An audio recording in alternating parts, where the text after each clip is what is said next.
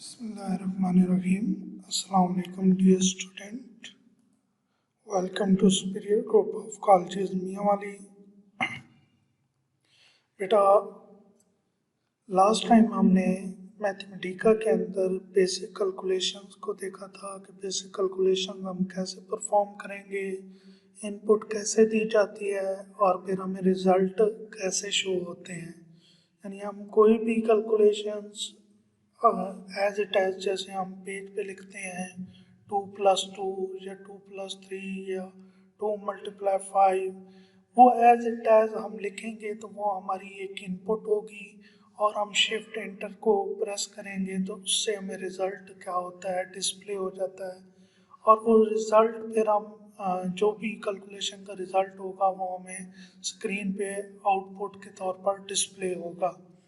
तो हमने कुछ बेसिक कैलकुलेशन परफॉर्म की थी और उनको देखा था कि हम कैसे यूटिलाइज करते हैं. तो आज हम देखते हैं कि वेरिएबल जैसे बेटा आप मैथ के स्टूडेंट हैं ऑलरेडी, इससे फेमिलियर हैं कि आप का जो कांस्टेंट होता है वो जो नंबर है या वो करेक्टर जो चेंज नहीं होता, यानी कांस्टेंट वो होता है जिसकी वैल्यू चेंज नहीं होती और वेरिएबल्स वो होते हैं जिनकी वैल्यू चेंज होती है. दूसरे अल्फाज में हम प्रोग्रामिंग लैंग्वेज में वेरिएबल उसको कहते हैं जो होल्ड करता है वैल्यूज़ को. यानी वेरिएबल हम यूज़ करते हैं कि हम उसके अंदर वैल्यू को स्टोर करें और फिर उस वैल्यू को हम बाद में यूज़ कर सकें.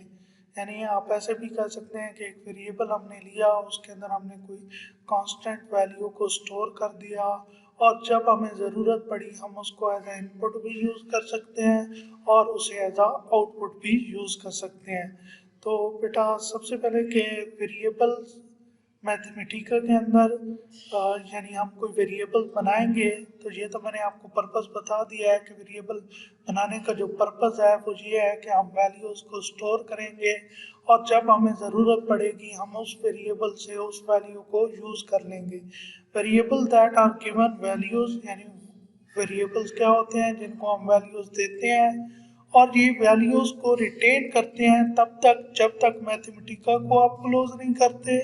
या तब तक जब तक आप क्लियर फंक्शन को यूज़ नहीं करते. यानी जब तक आप क्लियर नहीं करेंगे वैल्यूज़ को या आप मैथमेटिका को क्लोज नहीं करेंगे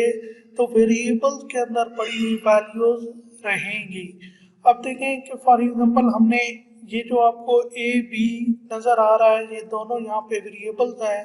तो मैंने ए लिया और इस ऑपरेटर को यूज़ करते हुए ये इक्वल टू ऑपरेटर यहाँ पे नहीं करना, ये असाइनमेंट ऑपरेटर है जो इस वैल्यू को असाइन करवा रहा है ए को. यानी ए के अंदर हमने 2 को स्टोर करवाना है तो 2 हमने असाइन कर दी ए को, तो ए वेरिएबल है जिसको वैल्यू कौन सी मिल रही है 2 और जो इसी तरह जो b है वो भी वेरिएबल है जिसको वैल्यू हम कौन सी दे रहे हैं 3, तो 3 assign to b variable, 2 assign to a variable. फिर हमने क्या किया कि a प्लस बी कर दिया, यानी हम देखेंगे कि a और b का रिजल्ट क्या आता है जब इनको ऐड किया जाए, क्या हमारी वैल्यू सही असाइन हो गई हैं. तो अब देखें बेटा कि जैसे ही हमने इसको एग्जीक्यूट किया तो ए के अंदर 2 वैल्यूज चली गई, बी के अंदर 3 वैल्यूज चली गई और a प्लस बी, क्योंकि ए के अंदर 2 था बी के अंदर 3 था तो a प्लस बी का रिजल्ट क्या आया 5. बेटा याद रखिएगा कि मैंने अभी थोड़ी देर पहले कहा था कि आप जो वेरिएबल की वैल्यूज हैं वो तब तक रहेंगी जब तक आप मैथमेटिका को क्लोज नहीं करते या तब तक जब तक आप क्लियर फंक्शन को यूज़ नहीं करते. तो हमने कहा कि क्लियर फंक्शन से क्लियर के तरीके से हम उसकी वैल्यूज़ को क्या कर सकते हैं ख़त्म कर सकते हैं या मैथमेटिका को क्लोज करके हम वेरिएबल्स को डिस्ट्रॉय कर सकते हैं. तो अब जब हम क्लियर को यूज़ करेंगे, उसको यूज़ करने का तरीका क्या है कि हम जस्ट क्लियर लिखेंगे और क्लियर लिखने के बाद ब्रैकेट्स के अंदर, सब्सक्रिप्टेड ब्रैकेट्स के अंदर हम उस वेरिएबल नेम को लिख देंगे, यानी क्लियर वर्ड आएगा और क्लियर वर्ड के बाद आपने क्या लगानी है, ब्रैकेट्स को यूज करना है और ब्रैकेट्स के अंदर आप क्या करेंगे, ए को या जो भी आपका वेरिएबल नेम होगा वो वेरिएबल नेम इसके दरमियान में रखेंगे, तो उसकी वैल्यू क्या हो जाएगी, क्लियर हो जाएगी। अब देखें कि ये वैल्यू जब क्लियर हो जाएगी तो फिर ये वैल्यू अब इस वेरिएबल के अंदर नहीं पड़ी जो हमने रखवाई थी, तो जब वो स्टोर नहीं होगी तो अगर हम ए को यूज करेंगे तो वो खुद ही है, यानी उसके अंदर कोई वैल्यू नहीं है। Once we use clear the variable will continue to not have a value until we give it once again. बेटा जब तक हम दोबारा इसको वैल्यू नहीं देते इसके पास कोई वैल्यू अब नहीं होगी। जैसे मैंने यहाँ पे क्लियर ए यूज किया तो ए प्लस बी किया, तो इसका मतलब है ए की जो टू वैल्यूज थी, ए की जो वैल्यूज थी वो देख सकते हैं कौन सी थी, ए के अंदर हमने रखवाया था 2, तो ए के अंदर हमारा क्या पड़ा था 2, तो क्लियर ए कर दिया तो इसका मतलब 2 वैल्यू चली गई, बी के अंदर 3 वैल्यू है, तो ए प्लस बी दरअसल यहाँ पे क्या होना चाहिए 3 प्लस ए, ये देखें आपको यहाँ पे 3 प्लस ए नजर आ रहा है। इसी तरह अगर आप देखें बेटा के क्लियर बी,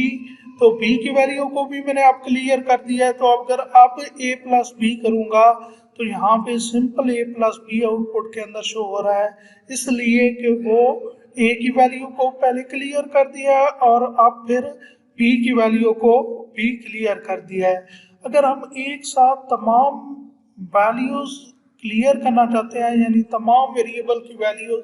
क्लियर करना चाहते हैं, तो उसके लिए हम यूज करते हैं क्लियर ग्लोबल स्टार। इस तरह इसको लिखने से क्या होगा कि हमारा तमाम का तमाम जो है डेटा वो क्या हो जाएगा,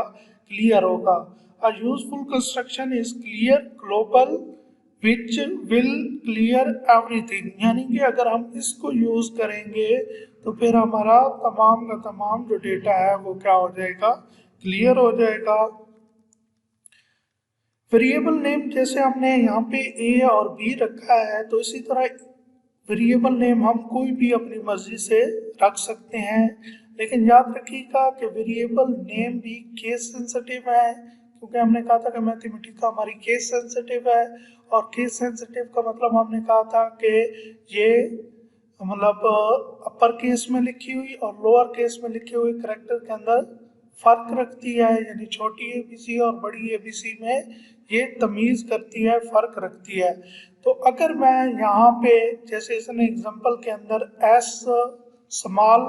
में लिया है और इसी तरह एस कैपिटल में लिया है, यानी लोअर केस एस और अपर केस एस, तो ये दोनों as a different variable treat होंगे, यानी ये दोनों को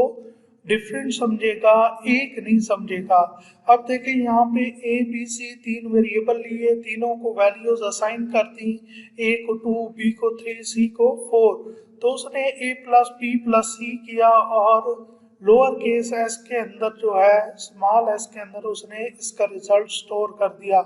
इसी तरह उसने डिस्प्ले करवाया कैपिटल एस को यानी अपर केस एस को,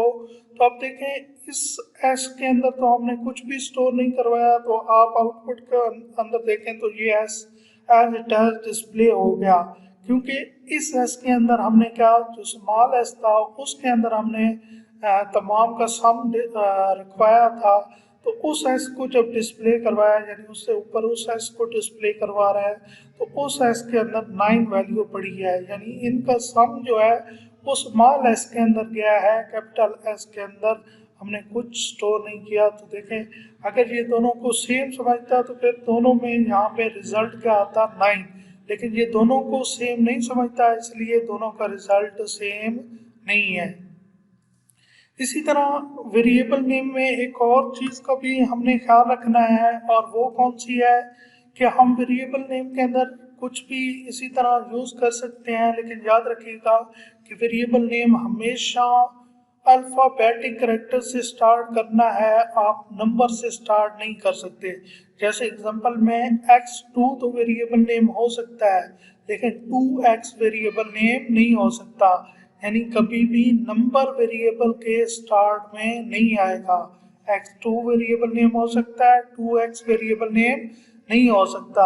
इसी तरह आपने रिजर्व वर्ड या जिनको हम कीवर्ड्स कहते हैं उनको यूज नहीं करना as a variable name. Reserve word या कीवर्ड का क्या मतलब होता है? रिजर्व वर्ड का मतलब ये होता है कि जो किसी प्रोग्रामिंग लैंग्वेज में ऑलरेडी किसी मकसद के लिए यूज हो रहे हों उन नाम को आप as a variable name use नहीं कर सकते। जैसे हम इस ई को as a variable name use नहीं कर सकते।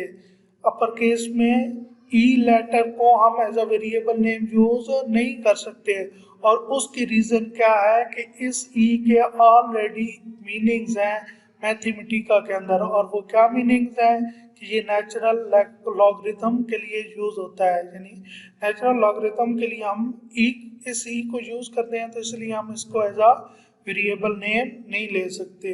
उम्मीद है आज का लेक्चर आपको समझ आया होगा। बेटा किसी भी किस्म का कोई क्वेश्चन है, कोई क्यूरी है तो आप पूछ सकते हैं। उम्मीद है काफ़ी स्टूडेंट ने मैथमेटिका को इंस्टॉल कर लिया होगा और उस पर कुछ एग्जाम्पल को इम्प्लीमेंट किया होगा। और आपको एक असाइनमेंट भी दे रहा हूँ। असाइनमेंट ये है कि आप 10 मुझे वैलिड वेरिएबल नेम और 10 मुझे इनवैलिड वेरिएबल नेम लिख कर सेंड करेंगे। थैंक यू सो मच बेटा। अल्लाह हाफिज़।